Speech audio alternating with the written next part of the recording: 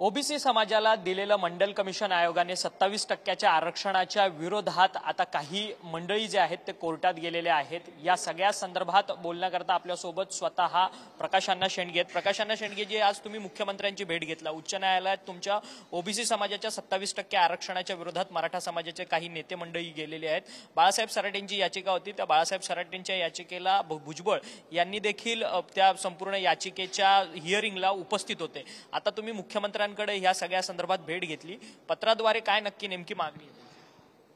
कसं आहे की ज्या याचिका बाळासाहेब सराटेंनी ओबीसीच्या आरक्षणाच्या विरोधात दाखल केली आहे की त्यांचं म्हणणं असं आहे की ओबीसीचं आरक्षण जे आहे यातल्या बऱ्याचशा जमातींचं ह्या बेकायदेशीररित्या ओबीसीमध्ये घातलेले आहे, कुठला आयोग नेमलेला नाही, कुठलं सर्वेक्षण झालेलं नाही, अशा प्रकारचे आरोप त्यांनी केलेले आहेत।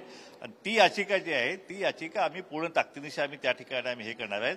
आणि ज्याप्रमाणे मराठा आरक्षणमध्ये मराठा समाज संघटना तज्ज्ञ आणि एजी यांच्यासाठी समन्वय साधण्यासाठी जशी सल्लागार समिती नेमली होती, अशाच प्रकारची सल्लागार समिती जी आहे ती ओबीसी तज्ज्ञांची आणि वकिलांची सुद्धा एक अशी नेमली पाहिजे, अशा प्रकारची मागणी जी आहे ती आज मी मुख्यमंत्री महोदयाकडे केलेली आहे आणि त्यांनी ती मान्य पण केलेली आहे। मी आभार मानेन की अशा प्रकारे, कारण आम्हाला एजीने काय रिप्लाय फाईल केलेला आहे, त्यांना इनपुट जे आमच्याकडून जे एजीला माहिती द्यायला पाहिजे ती देण्यासाठी संमतीच नाही आहे आणि म्हणून आम्ही ती मागणी केली आहे की आणि ह्या समितीच्या माध्यमातून जे काय रिप्लाय फाईल जातील, जे काय ॲफिडेविट फाईल सरकारकडून फाईल जाईल, त्याच्यामध्ये आमचंही म्हणणं जे आहे काय ते त्याच्यामध्ये त्याचा अंतर्भूत करता येईल आणि म्हणून ही अशा प्रकारची सल्लागार समिती जी आहे ती फार महत्त्वाची आहे आमच्या दृष्टिकोनातून आणि ती समिती नेमण्याचं सरकारने आज मान्य केलेलं आहे। खरं तर एकीकडे मराठा समाजाकडनं ओबीसी समाजामध्ये आम्हाला आरक्षण देण्यात यावं ही मागणी केली जाते, परंतु त्याच मराठा समाजातल्या काही मंडळींकडनं ओबीसी समाजाचं आरक्षण घालवण्याचं काम केलं जातं थेट कोर्टात। आता 27% आरक्षणाच्या विरोधात बाळासाहेब सराटेंनी याचिका केली आहे, म्हणजे ही दुहेरी भूमिका नाही का? हा दुहेरी हल्ला ओबीसी आरक्षणावरती मराठा समाजाकडून सुरू आहे। एकीकडे कुणबी दाखले मागून ओबीसीमध्ये घुसण्याचा जो आहे ते फार मोठं दडपण सरकारवरती आणलेलं आहे आणि जरांगे साहेबांचे म्हणून 56 लाख काहीतरी त्यांना नोंदी सापडलेल्या आहेत आणि त्यांचे नातेवाईक म्हणून सगळा समाज ओबीसीमध्ये घुसवण्याचा इकडे हा प्रयत्न सुरू आहे। दुसरीकडे त्यांचे सल्लागार जे आहेत, जरांगे साहेबांचे सल्लागार जे आहेत ते सराटे यांनी एकीकडे हायकोर्टमध्ये याचिका दाखल केली की या ज्या जमाती ज्या आहेत या जमातींना बेकायदेशीररित्या ओबीसीमध्ये घातलेलं आहे, म्हणून त्यांना बाहेर काढावं आणि मराठा समाजाला त्यामध्ये आत घालावं, असं एक ते षडयंत्र जे आहे ते या ठिकाणी आहे आणि ते कुठल्याही परिस्थितीत आम्ही पूर्ण ताकदीनिशी हे सगळं हाणून पाडू। एक तर कुणबी नोंदींना सुद्धा आम्ही आक्षेप घेणार आहोत, त्याचप्रमाणे ह्या हायकोर्टामधली जी याचिका जी आहेत तिला सुद्धा आम्ही तितक्याच ताकदीनं आम्ही समोर जाणार आहोत आणि नक्कीच आमचं आरक्षण टिकवून। एकीकडे 27% आरक्षण जे मंडल कमिशन आयोग आणि त्यानंतर अनेक दिग्गज नेते मंडळांनी खरं तर ह्यामध्ये काम करून जे 27% आरक्षण दिलेलं आहे, जवळपास 350हून अधिक जाती जमाती ह्या सगळ्या ओबीसी मध्ये आहेत आणि त्याच आरक्षणाला धक्का लावण्याचं काम काही लोकांकडनं केलं जात आहे। मग ज्या काही कुणबी नोंदी ज्या मराठा समाजाच्या सापडल्या जात आहेत त्याच्यावरती तुमचा आक्षेप नसतो?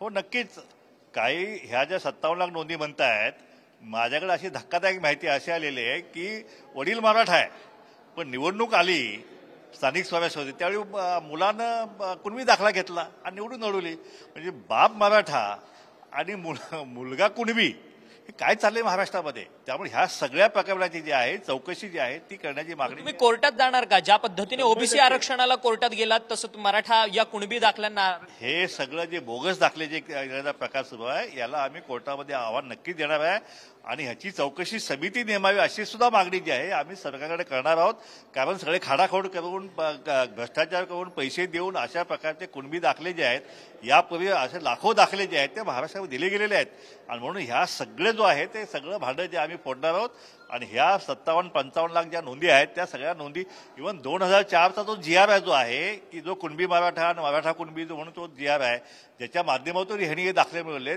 तो GR सुद्धा जो आहे त्याला आम्ही आव्हान जो आहे आम्ही कोर्टामध्ये आम्ही देणार आहोत। खरं तर आता मुख्यमंत्र्यांची तुम्ही भेट घेतली, या सगळ्या मागण्या ज्या आहेत तुम्ही मुख्यमंत्र्यांकडे केल्याच आहेत, परंतु 20 तारखेला मनोज जरांगे पाटील मुंबईत येणार आहेत, संपूर्ण पायी त्यांची पदयात्रा असणार आहे, लाखो लोक मराठे जे आहेत ते मुंबईत येऊन धडकतील, मग त्यावेळेस त्यांना प्रत्युत्तर देण्याकरता तुम्ही जे आंदोलन ठिय्या आंदोलन जे आझाद मैदानावरती करणार आहात त्याला परमिशन अजून मिळालेली नाही? कसं आहे, हे आंदोलन जे आहे आमचं ओबीसीचं आंदोलन जे आहे ते आमच्या मागण्या ज्या आहेत की आमचं मागणं आहे की आमच्या हक्काचं संरक्षण करावं. आम्हाला शिंदे साहेबांनी आणि फडणवीस आणि सगळ्या सरकारने आम्हाला आश्वासित केलेलं आहे की आम्ही ओबीसी समाजाच्या आरक्षण धक्का लावणार नाही.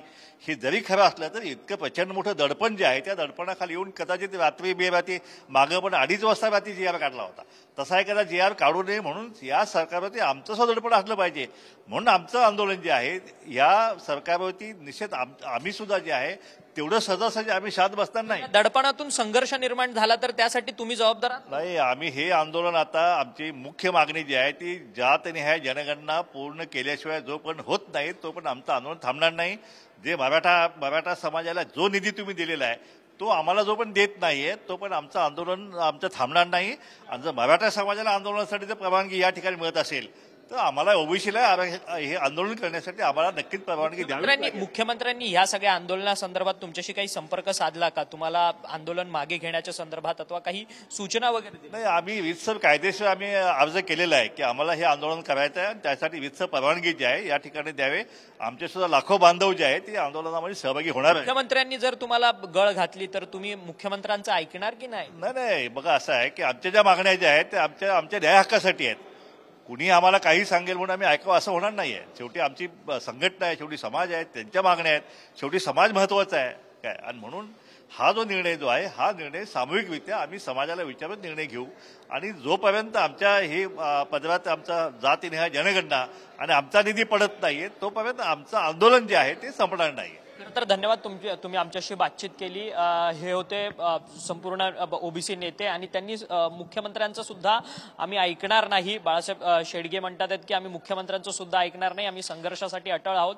मनोज जरांगे पाटील यांच्या दडपणाखाली सरकारने जर मराठा आरक्षण दिलं तर त्याला आमचं पण दडपण असणं गरजेचं आहे. त्यामुळे आम्ही देखील या आंदोलनामध्ये आता सक्रिय सहभागी होणार आहोत. जोपर्यंत जातनिहाय जनगणना होत नाही तोपर्यंत संपूर्ण खरी परिस्थिती जी आहे, समाजाची वस्तुस्थिती आहे ती समोर येणार नाही. त्यामुळे मुख्य आमची मागणी जी आहे ती जनगणनेची असणार आणि जोपर्यंत जनगणना होणार नाही तोपर्यंत आम्ही शांत बसणार नाही असा पवित्रा जो आहे तो ओबीसी नेते शेंडगे यांनी आपल्याशी बोलताना केलेला आहे. व्हिडिओ जर्नलिस्ट रवी साखरकरसह अक्षय मंकणी, TV9 मराठी, मुंबई.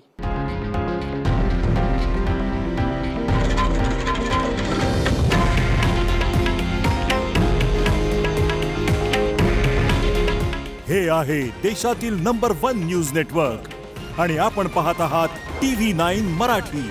काळजी तुमची, हित महाराष्ट्राचं.